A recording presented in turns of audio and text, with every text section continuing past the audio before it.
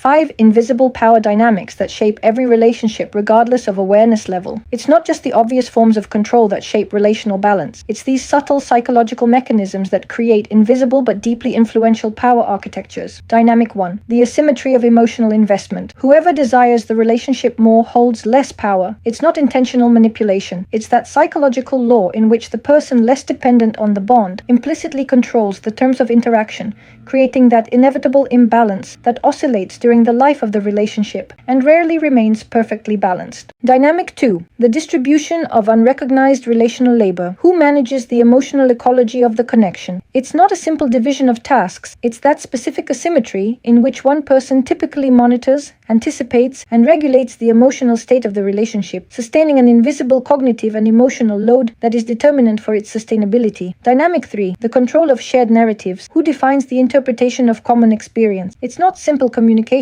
It's that continuous process of negotiation in which one person often exerts greater influence in determining the meaning of relational events, implicitly establishing the parameters of what is acceptable, discussable, or problematic. Dynamic 4. The management of uncertainty and ambiguity. Whoever tolerates indefiniteness more holds more power. It's not indifference. It's that specific capacity to sustain unresolved emotional states, conferring a structural advantage in implicit negotiations that establish direction, rhythm, and intensity of involvement. Dynamic 5. The exercise of embedded social privilege. How status, gender, and class unconsciously manifest. It's not intentional oppression. It's that inevitable infiltration of broader social hierarchy into the microphysics of daily interactions, creating patterns of deference, authority, and legitimacy, often completely invisible to those who benefit from these dynamics. Save this video, not to generate relational paranoia, but to develop that systemic lucidity that allows seeing these invisible structures as inevitable force fields that, once recognized, can be navigated with intentionality rather than unconsciously endured. Follow me for more relationship advice.